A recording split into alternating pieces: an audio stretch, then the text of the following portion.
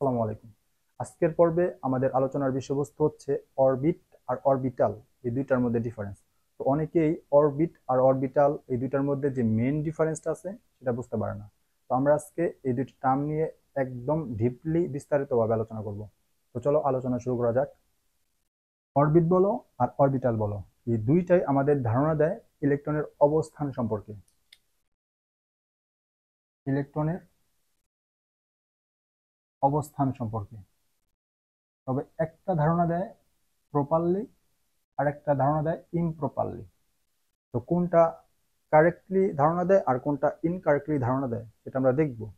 তবে তার আগে একটু বুঝো, অরবিট এই ওয়ার্ডটা হচ্ছে ইংলিশ ওয়ার্ড। অরবিট, অরবিট যেটার আরেকটা ইংলিশ ওয়ার্ড হচ্ছে শেল, অর্থাৎ থেকে শেলও বলা হয়। বাংলা হচ্ছে কক্ষপথ বা শক্তিস্তর। অরবিটকে শক্তিস্তর বা কক্ষপথ বলা হয়, বাংলা ওয়ার্ড শক্তিস্তর বা কক্ষপথ। এই যে তুমি অরবিট বলো, শেল বলো, কক্ষপথ বলো, শক্তিস্তর বলো, যাই তুমি বলো, এইটার সর্বপ্রথম ধারণা দেয় আমাদের সায়েন্টিস্ট বোর। তার বোর পরমাণুর যে মডেল আছে সেখানে, অর্থাৎ এটা ধারণা পাওয়া যায় বোর পরমাণুর মডেল থেকে। বোর পরমাণুর মডেল থেকে।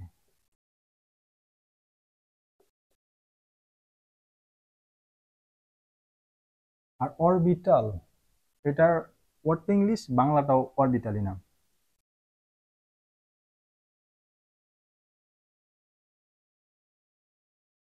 অরবিটাল, তো এই অরবিটালের, তুমি যদি অরবিটাল প্রপারলি বুঝতে চাও যে অরবিটাল জিনিসটা কি, তাহলে এটার সাথে আরেকটা সমীকরণ ওতপ্রোতভাবে লিঙ্ক আপ বা জড়িত, ইনভলভড, সেটা হচ্ছে শ্রোডিঞ্জার ওয়েভ ইকুয়েশন, শ্রোডিঞ্জার তরঙ্গ সমীকরণ। Schrodinger wave equation. তো কিভাবে জড়িত, কেমনে জড়িত, সব আমরা দেখব। তার আগে এটা তোমরা তুলে নাও। এখন একটা প্রশ্ন, যে তোমাকে আমি প্রশ্ন করলাম ইলেকট্রন এর অবস্থান এক্স্যাক্টলি কোথায়। প্রশ্নটা কি? ইলেকট্রনের অবস্থান, ইলেকট্রনের অবস্থান এক্স্যাক্টলি কোথায়? ইলেকট্রনের অবস্থান এক্স্যাক্টলি কোথায় বলতে পারবা? এটা আসলে অ্যান্সার হচ্ছে 100% বলা যাবে না, যে ইলেকট্রন আসলে কোথায় অবস্থান করে 100% তুমি বলতে পারবা না। অ্যান্সার 100% নাই। অ্যান্সারটা কি? আমরা যে বলি তৃতীয় শক্তি স্তরে ইলেকট্রন থাকে, দ্বিতীয় শক্তি স্তরে ইলেকট্রন থাকে, ওটা আসলে রং। তাহলে অ্যান্সার হবে এরকম, যে তুমি বলতে পারবা না যে ইলেকট্রন এখানে আছে, বলতে হবে যে ইলেকট্রন এখানে থাকতে পারে, ইলেকট্রন এখানে থাকতে পারে, ইলেকট্রন এখানে থাকতে পারে। অর্থাৎ সম্ভাব্যতা, প্রবাবিলিটি, নতুন একটা টার্ম, প্রবাবিলিটি, সম্ভাব্যতা। অর্থাৎ ইলেকট্রন প্রাপ্তির সম্ভাব্যতা, ইলেকট্রন প্রাপ্তির সম্ভাব্যতা, ইংলিশে বলা হয় probability, probability of finding electron, finding electron. তবে ইলেকট্রন না বলে তুমি ইলেকট্রন ডেন্সিটি বললে ভালো হয়। কেন? আমরা আলোচনা করব ইলেকট্রন ডেন্সিটি। ওকে, তো এই যে probability of finding electron density বা ইলেকট্রন প্রাপ্তির সম্ভাব্যতা, এই টার্মটা নতুন একটা টার্ম। এই টার্মটা আমাদের সর্বপ্রথম যে ধারণা দেয় সেটাও কি শ্রোডিঞ্জার ওয়েভ ইকুয়েশন। কেমনে দেয়, কিভাবে দেয় আমরা দেখব, তার আগে এটা তোমরা তুলে নাও। তো দেখো, ধরো এইটা হচ্ছে যে কোনো একটা পরমাণুর নিউক্লিয়াস, আর নিউক্লিয়াসকে কেন্দ্র করে বৃত্তাকার কক্ষপথে ইলেকট্রন ঘূর্ণায়মান থাকে, যেটা আমরা বোর পরমাণু মডেল থেকে জানছি। তো ধরো এটা একটা ইলেকট্রন, ইলেকট্রন নিউক্লিয়াসকে কেন্দ্র করে বৃত্তাকার কক্ষপথে ঘুরতেছে, ঘুরে এখানে আসলো, দেন ঘুরলো, এখানে আসলো, আবার ঘুরে এখানে আসলো, দেন আবার এখানে আসলো, এভাবে কি করতেছে, সার্কুলার পথে ঘুরতেছে। তো এই ঘোরাটা হচ্ছে 2D মোশন। 2D মানে কি, ধরো এটা আমার একটা প্লেন, এইখানে ইলেকট্রন নিউক্লিয়াসটা আছে, নিউক্লিয়াসকে কেন্দ্র করে এই যে ঘুরতেছে, এই প্লেনে ঘুরতেছে, অর্থাৎ বোর্ডের মধ্যে কি করতেছে, ঘুরতেছে। 2D মোশন, যেখানে দুইটা এক্সিস্ট করে, দুইটা অক্ষ অবস্থান করে। 2D মোশন, এটা লিখে রাখো, এই ঘোড়াটা হচ্ছে 2D মোশন।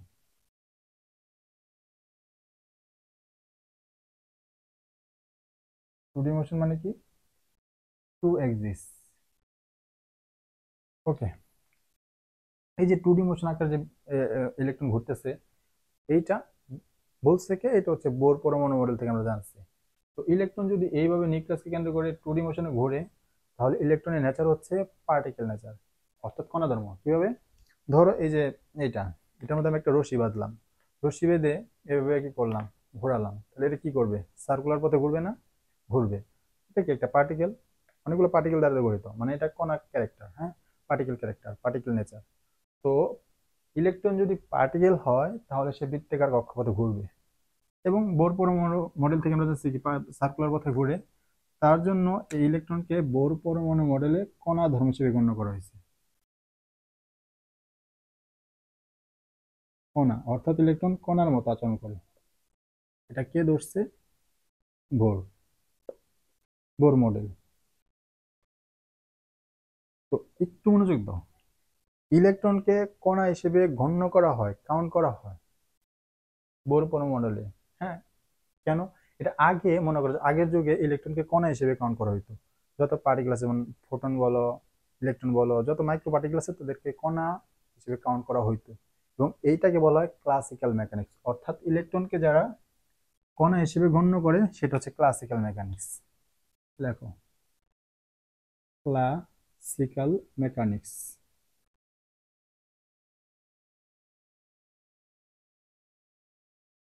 Classical mechanics. এখন ইলেকট্রন যদি কণা হয়, তাহলে তুমি এর অবস্থান এক্স্যাক্টলি নির্ণয় করতে পারবা কিভাবে। এই যে নিউক্লিয়াস, তুমি বলো নিউক্লিয়াস থেকে আর দূরত্বে ইলেকট্রন অবস্থান করতেছে।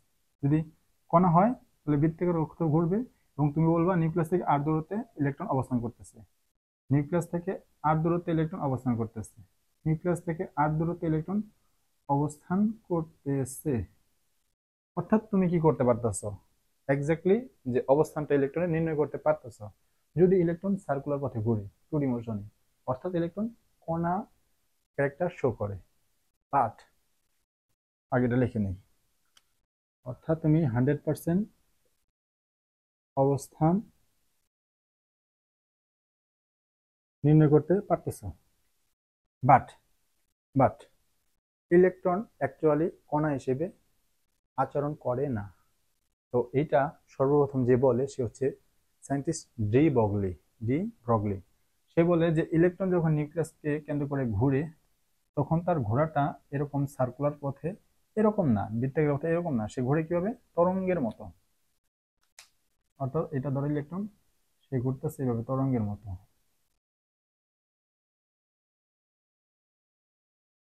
তরঙ্গের মতো, এরকম সোজা একদম বৃত্তাকার না, তরঙ্গের মতো ঘুরে। তাহলে ইলেকট্রন একটা ক্যারেক্টার কি পাইলা, ওয়েভ। অর্থাৎ ইলেকট্রন যে মুভ করে এটা তরঙ্গের মতো, তাই ইলেকট্রনের ক্যারেক্টার হচ্ছে তরঙ্গ ধর্ম। ডি বগলি বলে ইলেকট্রনের কণা ধর্মও আছে, তরঙ্গ ধর্মও আছে, বাট তরঙ্গ ধর্মটা কি বেশি। De Broglie. এই যে ইলেকট্রনের দুইটা ক্যারেক্টার, এটা বলে ডুয়াল নেচার, কণা ধর্ম আর particle nature and wave nature, dual nature. হ্যাঁ, বাট এই মডার্ন যুগে, মানে মডার্ন ফিজিক্স বলো, মডার্ন কেমিস্ট্রি বলো, এই মডার্ন কেমিস্ট্রি মডার্ন ফিজিক্সে ইলেকট্রন যেহেতু তরঙ্গের মধ্যে চলাচল করে, তাই ইলেকট্রনকে তরঙ্গ হিসেবে কাউন্ট করা হয়। সেটা কি, মডার্ন কেমিস্ট্রিতে বা মডার্ন ফিজিক্সে, আধুনিক আধুনিক যে কেমিস্ট্রি, আধুনিক যে ফিজিক্স, এটাকে বলা হয় কোয়ান্টাম মেকানিক্স বা কোয়ান্টাম ফিজিক্স। একটু লিখে দিই কলম দিয়ে। Quantum mechanics, quantum mechanics. তো ইলেকট্রন যদি তরঙ্গর মতো হয়, যদি তরঙ্গ হয়, এবং এক্স্যাক্টলি ইলেকট্রন তরঙ্গই, ইলেকট্রন যখন মুভ করে প্র্যাকটিক্যালি দেখা গেছে এক্সপেরিমেন্টালি ইলেকট্রন তরঙ্গের মতোই মুভ করে, তরঙ্গের মতো ঢেউ করে মুভ করে। হ্যাঁ, তো আমরা তো জানি তরঙ্গের তুমি অবস্থা নির্ণয় করতে পারবে না। এই যে লাইট, এখান থেকে অনেকগুলা লাইট থেকে ফোটন আসতেছে, ফোটন তরঙ্গের মতো আসে। এখন লাইট কোথায় তুমি বের করতে পারবা? লাইটের আসলে এক্স্যাক্টলি কোথায় অবস্থান? সারা রুম জুড়ে কিন্তু ছড়িয়ে আছে, এক্স্যাক্টলি কোথায় অবস্থান বের করতে পারবা? পারবা না। যে কোনো তরঙ্গের এক্স্যাক্টলি যে অবস্থান কোথায় সেটা বের করা যায় না। তাহলে ইলেকট্রন যদি তরঙ্গ হয়, হ্যাঁ তরঙ্গ, তাহলে তার এক্স্যাক্টলি অবস্থান বের করতে পারবো না? হ্যাঁ পারবো না। তাহলে আমরা যে ইলেকট্রন বিন্যাস করি, যে দ্বিতীয় শক্তি স্তরে অমুক ইলেকট্রন থাকে, তৃতীয় শক্তি স্তরে অমুক ইলেকট্রন থাকে, এগুলো কিভাবে করি আমরা দেখবো। তো কোয়ান্টাম মেকানিক্স অনুসারে ইলেকট্রন হচ্ছে তরঙ্গ, এবং তরঙ্গ হলে তুমি ইলেকট্রনের যে 100% অবস্থান এক্স্যাক্টলি কোথায় সেটা তুমি পারবা না। তখন একটা টার্ম আসে যেটা আমরা শুরুতেই বলছি, প্রবাবিলিটি, সম্ভাব্যতা, অর্থাৎ ইলেকট্রন প্রাপ্তির সম্ভাব্যতা, সম্ভাব্যতা। ইলেকট্রন কোথায় আছে এটা তুমি সম্ভাবনা করতে পারো, এখানে থাকতে পারে, এখানে থাকতে পারে, এখানে থাকতে পারে, সম্ভাব্যতা। এটার বলে probability of finding electron, probability of finding electron. এই টার্মটা কে দেয়? শ্রোডিঞ্জার। কিভাবে দেয় দেখো, এই যে ইলেকট্রন প্রমাণ হইল যে তরঙ্গের মতো চলাফেরা করে, অর্থাৎ ইলেকট্রন হচ্ছে একটা তরঙ্গ। এই যে ইলেকট্রন তরঙ্গ, এই সর্বপ্রথম তরঙ্গের একটা সমীকরণ দেয় বিজ্ঞানী সায়েন্টিস্ট শ্রোডিঞ্জার, সেটা হচ্ছে শ্রোডিঞ্জার ওয়েভ ইকুয়েশন নামে পরিচিত।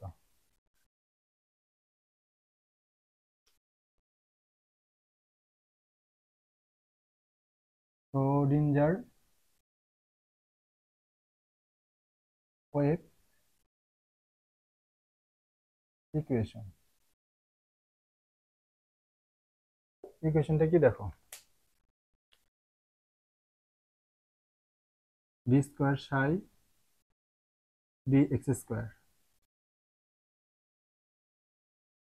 D square psi D Y square, D square psi D Z square, 8 pi square M S square, A minus B equal 0। এটা হচ্ছে শ্রোডিঞ্জার তরঙ্গ সমীকরণ। সমীকরণ কেমনে আসছে, যে কি বলে এটার প্রতিপাদন। আমার প্রতিপাদন লাগবে না, তুমি যদি প্রতিপাদন আমাকে প্রমাণ করতে বলো আমি পারবো, কারণ আমরা এটা নিয়ে কেমিস্ট্রিতে যেহেতু পড়াশোনা করছি, এটা নিয়ে আমরা অনেক বিস্তারিত ভাবে পড়াশোনা করছি। হ্যাঁ, কিন্তু তোমার এই লেভেলে এই প্রতিপাদনটা লাগবে না। তো এই শ্রোডিঞ্জার সমীকরণের বিস্তারিত আমরা, মানে কোনটা কি বুঝাইতেছে না বুঝাইতেছে আমরা সামনে আলোচনা করব। হ্যাঁ, কিন্তু এইখানে একটু আলোচনা করি। এই যে এই সাই, হ্যাঁ, এটা দ্বারা বোঝানো হয় wave function, wave function, wave function. Wave function কি পরে দেখবো, জাস্ট নামটা জেনে রাখো, পরে দেখবো কিছুক্ষণ পরে। এই ওয়েভ ফাংশনের কোনো সিগনিফিকেন্স নাই, মানে এটার আলাদা কোনো তাৎপর্য নাই। হ্যাঁ, কেন নাই দেখবো, সামনে দেখবো, যার কোনো সিগনিফিকেন্স নাই। কেন নাই আমরা সামনে দেখবো, একটু বিশ্বাস করো, সামনে দেখবো, আমরা বিস্তারিত দেখবো। সিগনিফিকেন্স নাই। তাহলে কিন্তু সিগনিফিকেন্স কার আছে? এই যে সাই আছে, সেই সাইরে তুমি কি করবা? স্কোয়ার করবা। এই সাইয়ের যে ভ্যালুর তুমি কি করবা? স্কোয়ার পাবা। এই যে সাই স্কোয়ার যে একটা মান পাবা বাই সাই স্কোয়ার, এটার সিগনিফিকেন্স আছে। এই সাই স্কোয়ার আসলে কি? Probability of finding electron. কেমনে দেখবো, জাস্ট একটু জেনে রাখো, সাই স্কোয়ার মানে প্রবাবিলিটি অফ ফাইন্ডিং ইলেকট্রন। এখন আসো, এখানে দেখো দুই তিনটা ভেরিয়েবল, এক্স ওয়াই জেড। এই এক্স ওয়াই জেড দ্বারা তুমি অনেক কিছু জানবা। দেখো আগে এক্স, ওয়াই, জেড, এই তিনটা হচ্ছে অ্যাক্সিস মানে অক্ষ। অর্থাৎ ইলেকট্রন যখন মুভ করে, আমরা বলছি টু ডি মানে কি, টু অ্যাক্সিস। তাহলে এখানে আমরা সমীকরণে কয়টা অ্যাক্সিস পেলাম, তিনটা, এক্স ওয়াই জেড। তার মানে ইলেকট্রন যে মুভ করে সেটা টু ডি আকারে না, সেটা কি three D motion. Three D motion লেখো। অর্থাৎ তুমি যদি ইলেকট্রনের এক্সাক্ট অবস্থান নির্ণয় করতে চাও, তাহলে তোমার টু ডি মোশন নিয়ে কাজ করলে হবে না। তোমার কাজ করতে হবে, তোমার চিন্তা ভাবনা করতে হবে থ্রি ডি মোশন নিয়ে। যেমন দেখো, তো এটা এখানে এই সাইডে লিখি, X Y Z, three D motion. যেহেতু এখানে সরিঞ্জার তিনটা অ্যাক্সিস দেখাইছে, তার মানে ইলেকট্রন থ্রি ডি মোশনে চলে। তো ধরো এটা হচ্ছে নিউক্লিয়াস।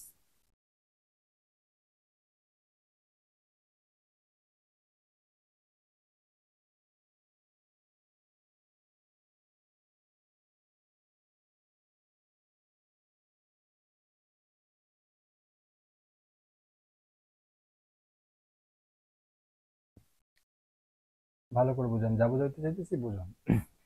ধরো এই যে আমি এই বইটা, বইটা এইভাবে আছে, এটা আমি কি করলাম, এইভাবে আঁকাইলাম। বোর্ডে তো একজাক্ট এইভাবে আঁকানো সম্ভব না, এইভাবে আঁকাইছি। মাঝখানে কি আছে, নিউক্লিয়াস আছে, এটা আঁকাইছি। ওকে। তো এই নিউক্লিয়াসের এটা হচ্ছে এক্স অক্ষ, এটা হচ্ছে এক্স অক্ষ, এক্স অক্ষ বা এক্স অ্যাক্সিস।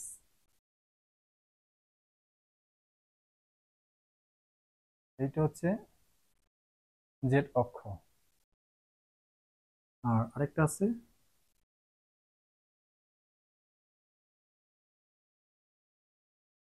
এটা ধরো ওয়াই অক্ষ। এই তিনটা অক্ষ। ওকে। এখন ইলেকট্রন, যে ইলেকট্রন সেটা তিন ভাবে ঘুরতে পারে। এক, এক্স অক্ষকে ফোকাস করে, বুঝছো?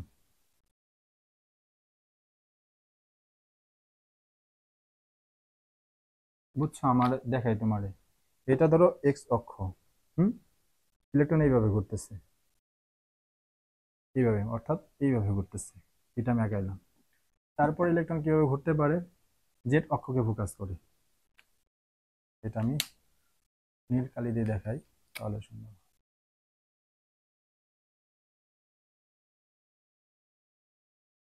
নিচ দিয়ে যেতেছে। বুঝছো, মানে ব্যাপারটা হলো এইরকম। এইটা হচ্ছে জেড অক্ষ, ইলেকট্রন এইভাবে ঘুরতেছে। একটা করলো এইভাবে, আরেকটা করলো এইভাবে, তাহলে দুইটা গেল। আরেকটা ওয়াই অক্ষকে ফোকাস করি। এটা আমি সবুজ কালি দিয়ে দেখাই।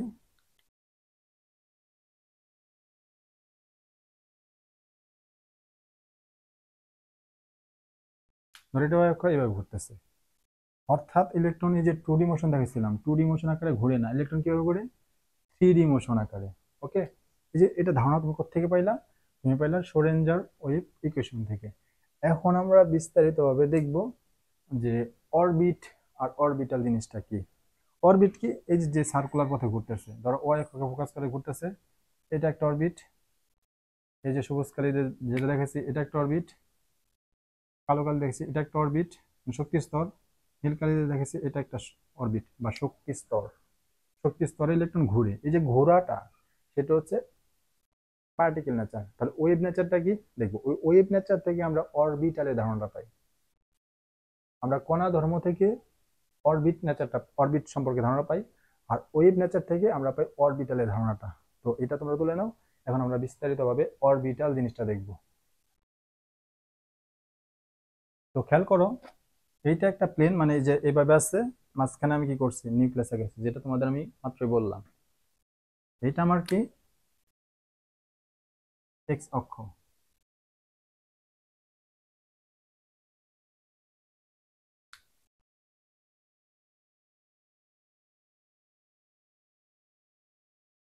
এইটা আমার হচ্ছে জেড অক্ষ।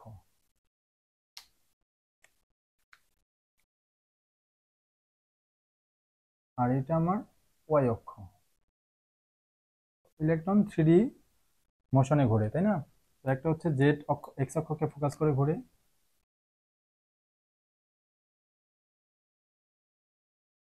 এইভাবে ঘুরতেছে। ওকে। আর একটা ওয়াই জেড অক্ষকে ফোকাস করে ঘুরতেছে, এইভাবে ঘুরতেছে। আরেকটা ওয়াই অক্ষকে ফোকাস করে ঘুরতেছে।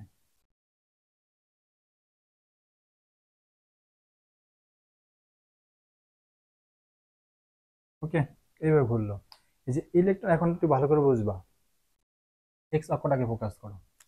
এই যে এক্স অক্ষকে ফোকাস করে ঘুরতেছে, ইলেকট্রন ধরো এটা ইলেকট্রন, এখানে আসলো, দেন এখানে আসলো, দেন এখানে আসলো, দেন এখানে আসলো, এটা ঘুরতেছে।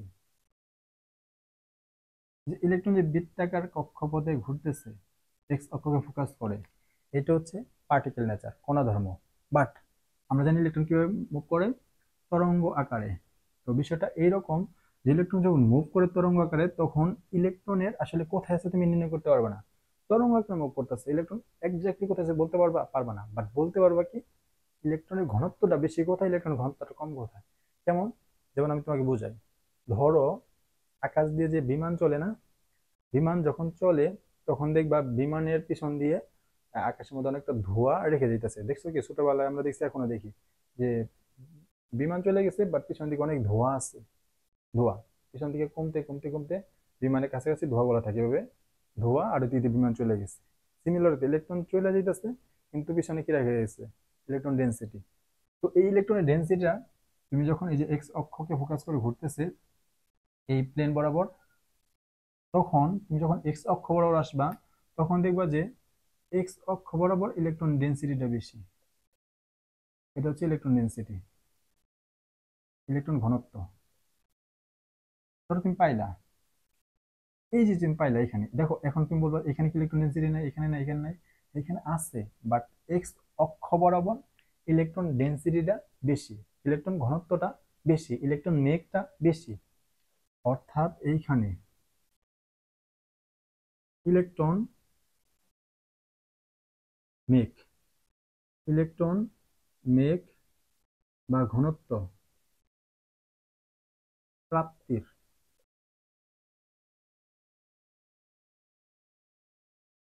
সম্ভাব্যতা সর্বোচ্চ,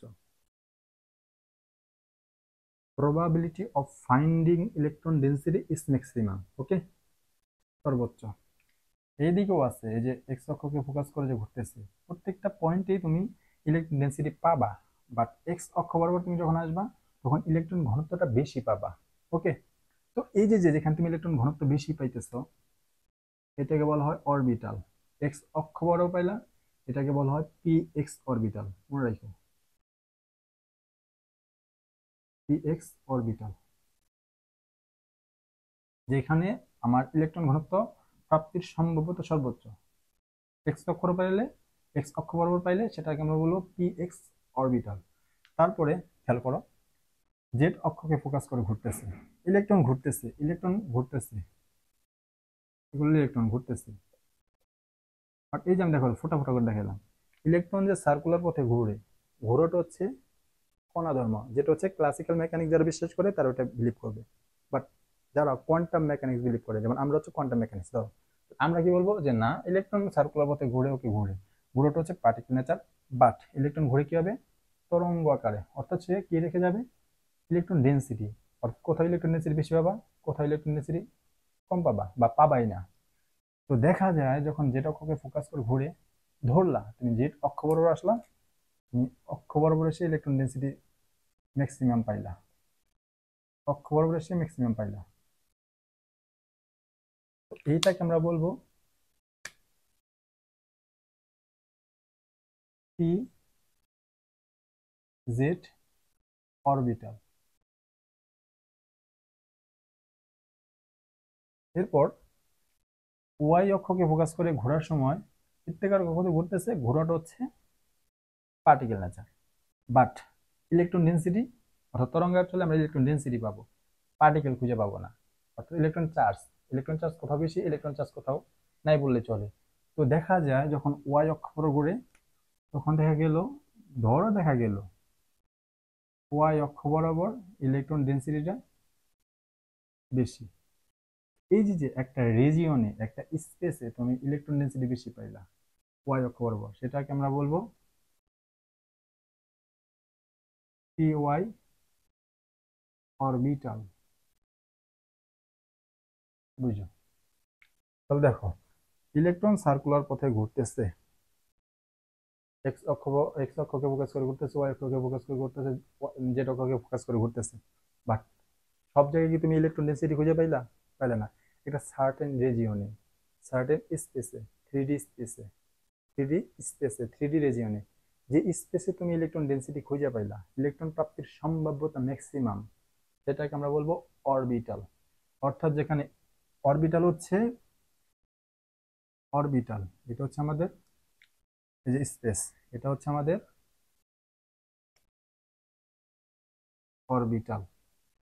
অরবিটাল কি? অরবিটাল একটা হচ্ছে three D space, three D space যেখানে ইলেকট্রন প্রাপ্তির সম্ভাব্যতা সর্বোচ্চ। এখন একটু আসি, তারপরে একটু দেখবো আমরা সবকিছু বিস্তারিত বলে। এখন খেয়াল করো, ধরো এটা হচ্ছে নিউক্লিয়াস,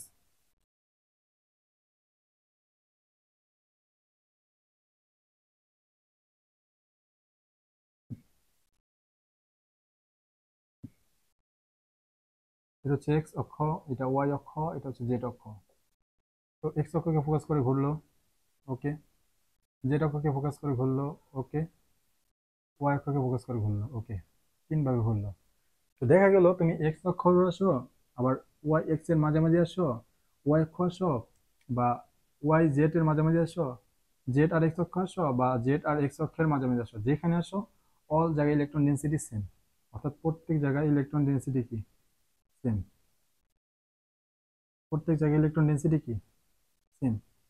অক্ষ বরাবর আসো, আর হচ্ছে অক্ষের মাঝামাঝি আসো, অক্ষের মাঝামাঝি মাঝে কি, এই যে এক্স অক্ষ, এটা ওয়াই অক্ষ, এই যে মাঝামাঝি আসলা, এইদিকে ফোকাস করলো, দেখলা যে এখানে ইলেকট্রন ডেন্সিটি ম্যাক্সিমাম, এক্স অক্ষ আসলাম সেখানেও ম্যাক্সিমাম, ওয়াই আর জেড এর মাঝখান দিয়ে আসলাম সেখানেও ইলেকট্রন ডেন্সিটি ম্যাক্সিমাম, জেড অক্ষের বরাবর আসলাম তখন ম্যাক্সিমাম, আবার জেড আর এক্স অক্ষের মাঝামাঝি আসলাম তখন ম্যাক্সিমাম। অল জায়গায় মানে সব জায়গায় ইলেকট্রন ডেন্সিটি ম্যাক্সিমাম। সব জায়গায় তুমি কি করতেছো? ইলেকট্রন ডেন্সিটি খুঁজে পেতেছো। তো তুমি কি পাবা? একটা বৃত্তাকার, বৃত্তাকার না তো, একটা স্ফিয়ার, মানে গোলক। গোলক মানে কি? ফুটবল। ফুটবল এটা থ্রি ডি না? সব জায়গায়, অর্থাৎ ফুটবলের মতো একটা কি পাইলা? বৃত্তাকার একটা রিজিয়ন পাইলা, যেখানে সব জায়গায় ইলেকট্রন ডেন্সিটি ম্যাক্সিমাম। এটাকে আমরা বলবো এস অরবিটাল। এক্স অক্ষ বরাবর পাইলে ইলেকট্রন ডেন্সিটি ম্যাক্সিমাম, সেটা হলো পি এক্স। ওয়াই অক্ষ বরাবর পাইলে সেটা হচ্ছে পি ওয়াই। আর জেড অক্ষ বরাবর পাইলে সেটা হচ্ছে পি জেড। আর অল স্পেস মানে সব জায়গায় ইলেকট্রন ডেন্সিটি সেম, সেটা বলবো এস অরবিটাল। এখন আসি ডি, যে উপশক্তি স্তর। এখন অনেকে ভাবে উপশক্তি স্তর আর অরবিটাল এই দুটা মনে সেম না। অরবিটাল এক জিনিস, উপশক্তি স্তর আরেক জিনিস। কি দেখো, যে ইলেকট্রন এক্স অক্ষকে ফোকাস করে ঘুরলো, দেখো এই যে ঘুরতেছে, এটা হচ্ছে একটা অরবিট। যেটা অক্ষকে সবুজ কালো দিয়ে দেখছি এটা একটা অরবিট। দেন এই যেটা বললো এটা একটা অরবিট। এগুলো যে বৃত্তাকার কক্ষপথে ঘুরে, যেটা কল্পনা করা বৃত্তাকার কক্ষপথ, সেটা হচ্ছে অরবিট। তাহলে আমরা এখানে কয়টা অরবিট আছে? তিনটা। তিনটা, তিনটা অরবিট। তো তিনটা অরবিটই কিন্তু সেম অরবিট, ধরো প্রত্যেকটা মানে কি থ্রি, অর্থাৎ তৃতীয় শক্তি স্তর ধরে নিলাম। তৃতীয় শক্তি স্তর এখানে তিন ভাবে ঘুরতে পারে, দ্বিতীয় শক্তি স্তর সেখানে কয়ভাবে ঘুরতে পারে? তিন ভাবে। প্রথম শক্তি স্তর সেখানে কয়ভাবে ঘুরতে পারে? তিন ভাবে, কারণ আমরা বলছি কি অ্যাক্সিস তিনটা, এক্স ওয়াই জেড। অর্থাৎ ধরো তৃতীয় শক্তি স্তর, সেখানে এইভাবে একটা ঘুরতেছে ইলেকট্রন, এইভাবে একটা ঘুরতেছে, এইভাবে ঘুরতেছে, তিন ভাবে ঘুরতে পারতেছে। তাহলে এইগুলো হচ্ছে অরবিট, অরবিট বা শক্তি স্তর। বাট শক্তি স্তরের অল মানে সব জায়গায় ইলেকট্রন ডেন্সিটি সেম না, খাপ খাপ। এখানে একটু, এখানে একটু, এখানে একটু, এখানে একটু, এখানে একটু, ওটা খাপ খাপ জায়গায় ইলেকট্রন ডেন্সিটি ম্যাক্সিমাম। এই যে খাপ খাপ জায়গায় ইলেকট্রন ডেন্সিটি ম্যাক্সিমাম সবগুলো একসাথে মিলে আমাদের বলে উপশক্তি স্তর। অর্থাৎ P X, P Y, P Z, সব পি এক্স অরবিটাল, এখানে electron density maximum P Y, এখানে electron density maximum P Z, এখানে ইলেকট্রন ডেন্সিটি ম্যাক্সিমাম, এই যে সবগুলোকে মিলিয়ে আমাদের বলা হয় উপশক্তি স্তর। উপশক্তি স্তর ইংলিশে বলা হয় সাবশেল, সাবশেল। তাহলে অরবিট বা শক্তি স্তর বা কক্ষপথ, সেখান থেকে তুমি ভিতরে কোথায় যাবা? উপশক্তি স্তর বা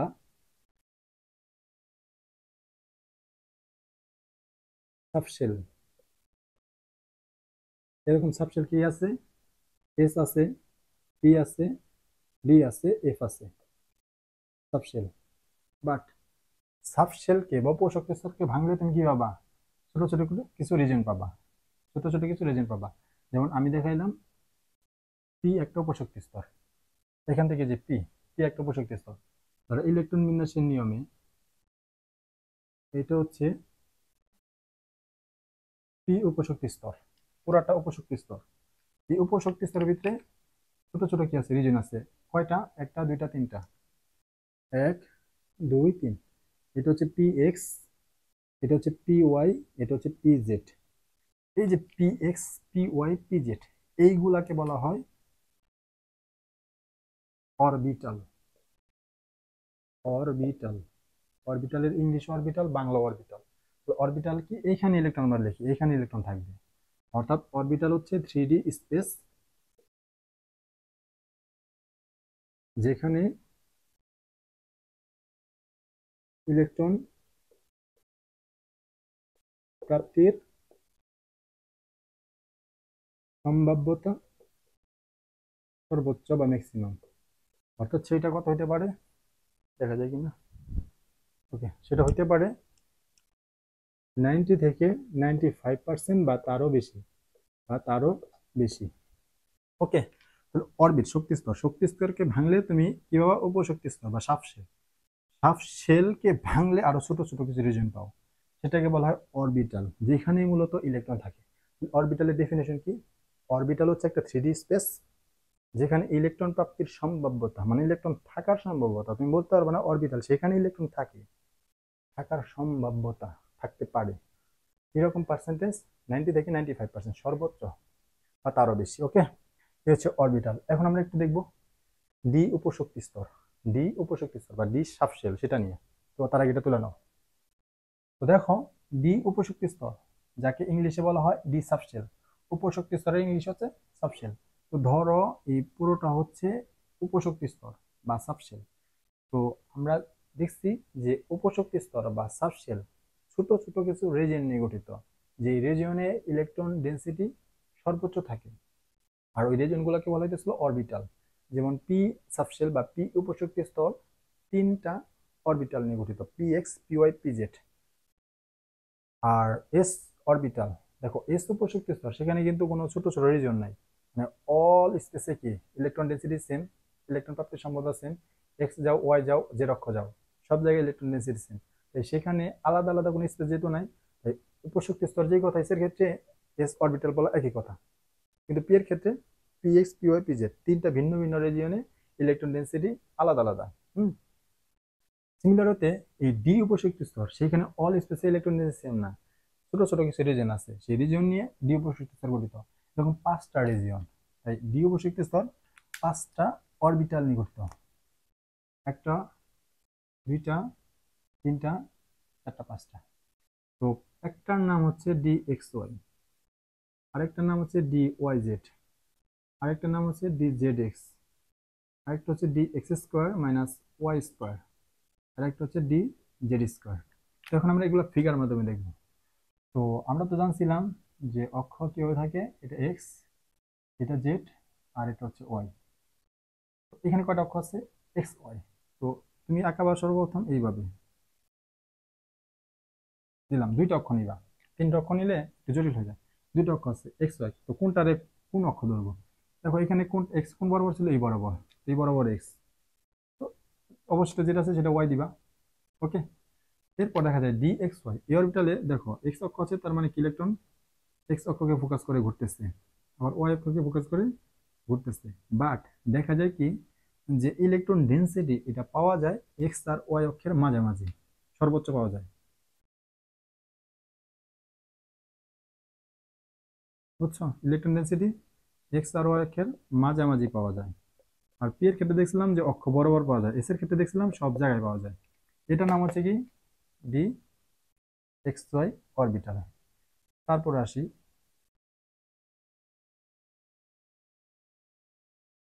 আবার দুইটা অক্ষ নিব। ওয়াই জেড, দেখো জেডটা ছিল এই বরাবর, তো এখানে নিব আমরা জেড। আর এখন যেটা বাকি আছে সেটা আমরা ওয়াই ধরবো। এটাও কি অক্ষ বরাবর থাকে, ইলেকট্রনিসিটি অক্ষ বরাবর মাঝামাঝি, মানে অক্ষের মাঝামাঝি বেশি পাওয়া যায়।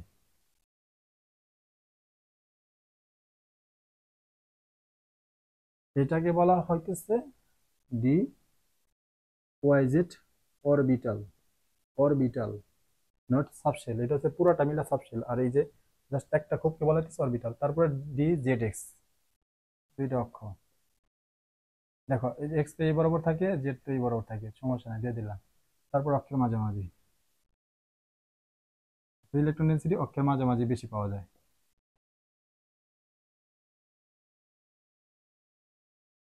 D Z X orbital. তারপরে D X square minus Y square,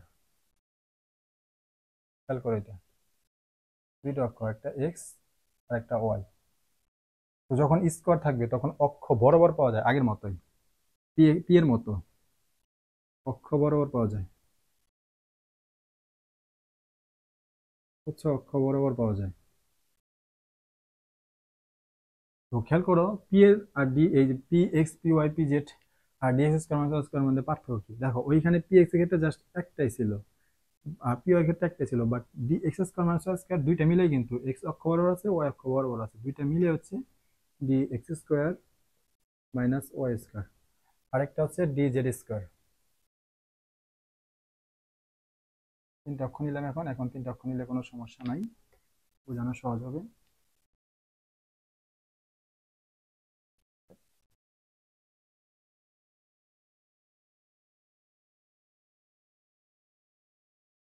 ধরো এটা হচ্ছে এক্স, এটা হচ্ছে ওয়াই, এটা হচ্ছে জেড। স্কোয়ার আছে কার উপর? জেড এর উপর, জেড স্কোয়ার। তাহলে অক্ষ বরাবর তুমি দিবা, অক্ষ বরাবর ইলেকট্রন ডেন্সিটি পাওয়া যায়। এখন তুমি বলবা যে জেড জেড বরাবর যদি ইলেকট্রন ডেন্সিটি ম্যাক্সিমাম থাকে সেটাকে আমরা পি জেড বলছি, তাহলে এটা ডি জেড স্কোয়ার বললাম কেন? পার্থক্য আছে ওখানে, সরাসরি পাবা। আর ডি জেড স্কোয়ার মধ্যে আবার একটা পার্থক্য হচ্ছে এই মাঝখানে এক্স কে কেন্দ্র করে রিং এর মতো ইলেকট্রন ডেন্সিটি পাওয়া যায়। বুঝছো?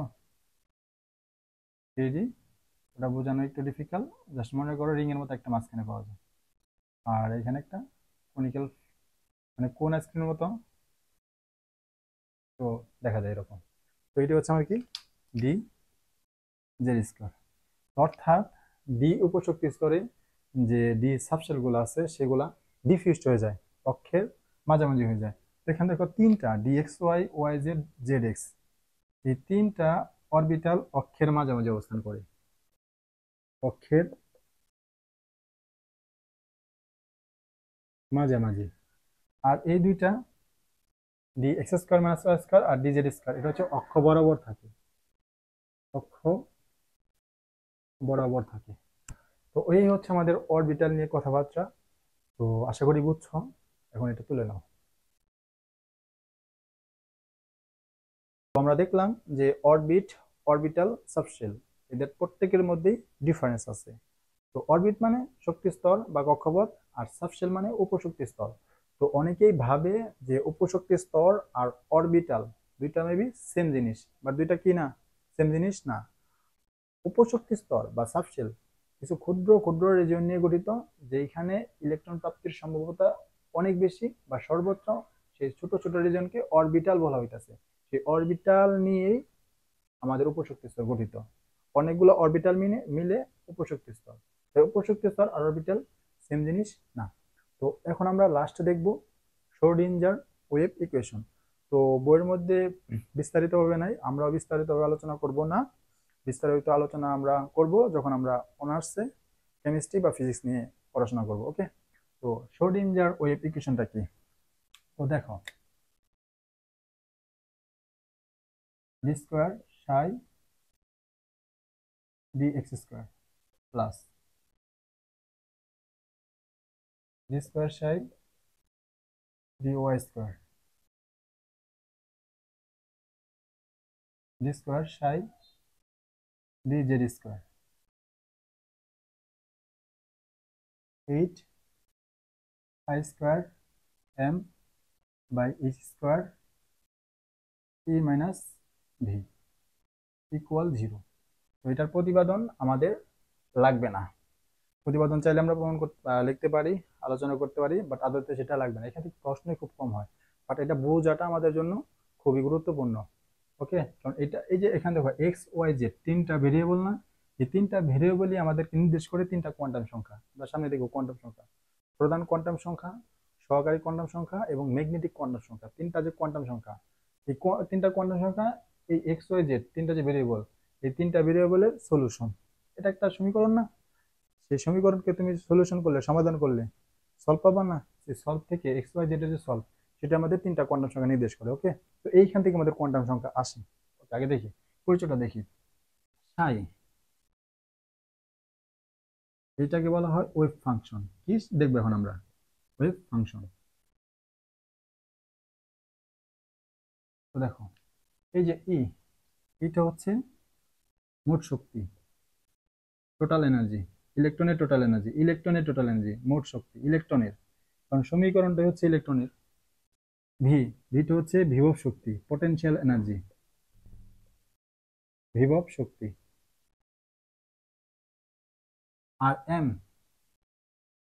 এমটা হচ্ছে ইলেকট্রনের ভর।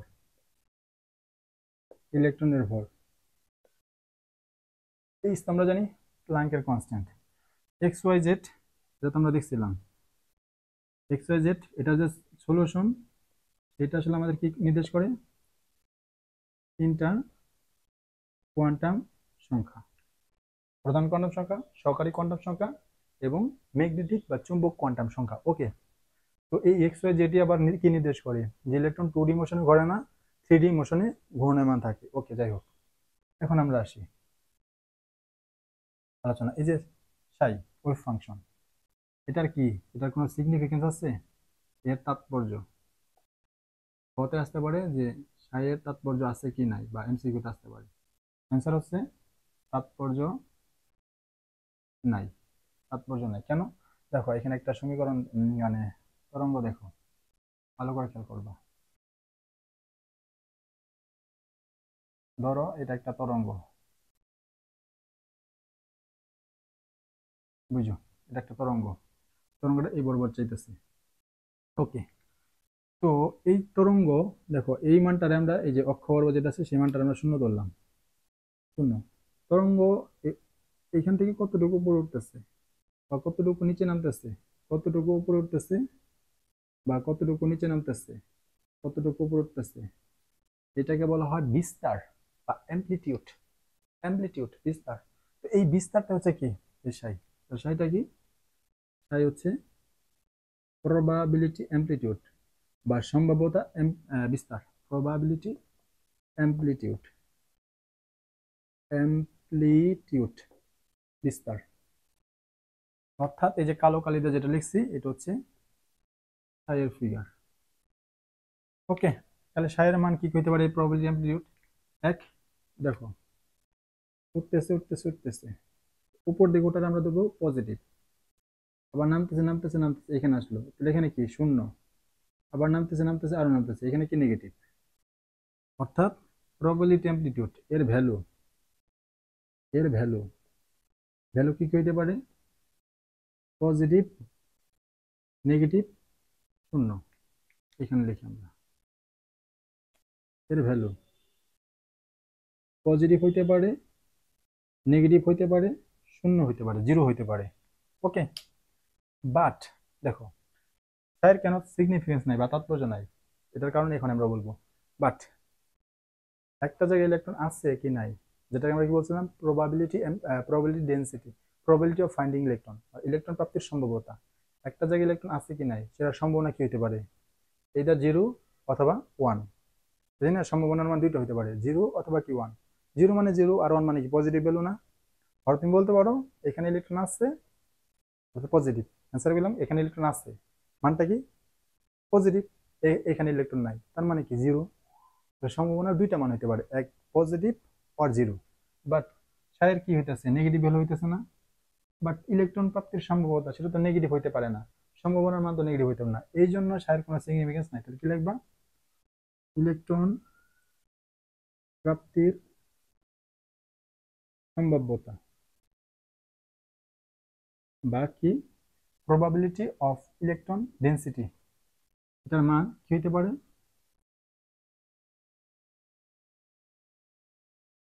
either পজিটিভ অর জিরো, কিন্তু কি হতে পারে না, নেগেটিভ হতে পারে না। এই জন্য এই সায়ের কোনো কি নাই, সিগনিফিকেন্স নাই, বাট সিগনিফিকেন্স আছে কার, সাই স্কোয়ারে। সাই স্কোয়ার কি, দেখো সাই একটা পজিটিভ নেগেটিভ শূন্য একটা ভ্যালু হতে পারে, তাহলে এই সাইড যদি স্কোয়ার করো কি হতে পারে, পজিটিভটা যদি স্কোয়ার করো পজিটিভ হবে, নেগেটিভটা স্কোয়ার করলে পজিটিভ হবে, আর সেটাও তো জিরোই, এটা স্কোয়ার করা যায় করো। অর্থাৎ তুমি সাই স্কোয়ারের যে গ্রাফ পাবা সেটা এরকম, যার মান সবসময় কি হবে,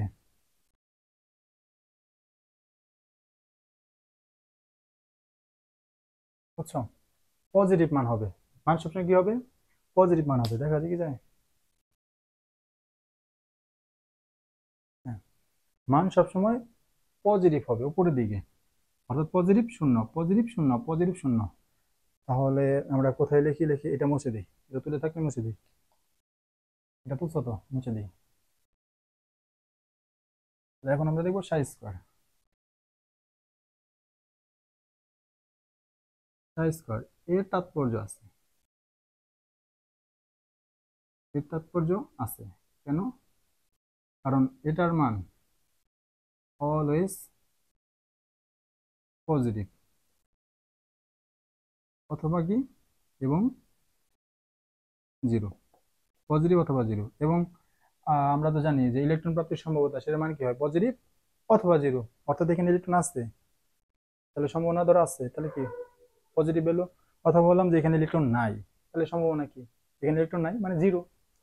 আর সাই স্কোয়ার সেটা তো দুইটা মানই বলতেছে, পজিটিভ অথবা জিরো। এটা কি করে, এটা আমাদের ইলেকট্রন প্রাপ্তির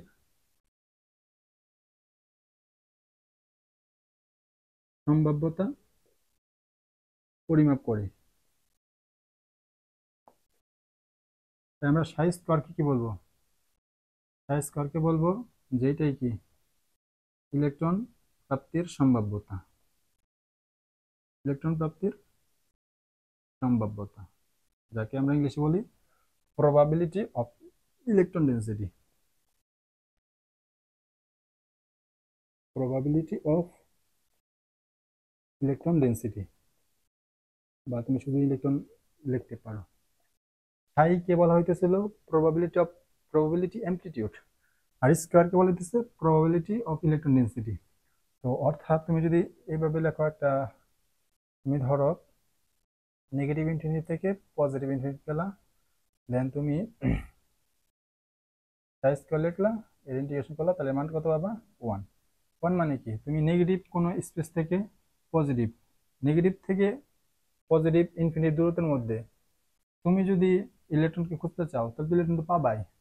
অর্থাৎ ধরো এটা হচ্ছে নিউক্লিয়াস, নিউক্লিয়াস থেকে three D motion, three D যে এক্সিস আছে, এক্স ওয়াই জেড, সেই নিউক্লিয়াস থেকে দূরত্বে কোথাও না কোথাও তো ইলেকট্রন আছে, তাই না?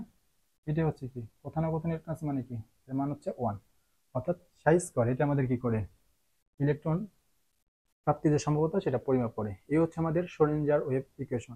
শ্রোডিঞ্জার ওয়েভ ইকুয়েশন নিয়ে আরো অনেক কিছু বলা যায়, যে ই হচ্ছে আইগেন ফাংশন, অমুক ফাংশন, তমুক ফাংশন, অনেক কথাবার্তা বই আছে। বাট এই লেভেল আলোচনা, ওই লেভেল আলোচনা তোমার এই লেভেলে লাগবে না। যখন তুমি এই যে অনার্সে করবা ফিজিক্স বা কেমিস্ট্রি নিয়ে, তখন তুমি বিস্তারিত জানবা। আপাতত আমাদের এতটুকু জানলেই হবে, তো তুলে নাও।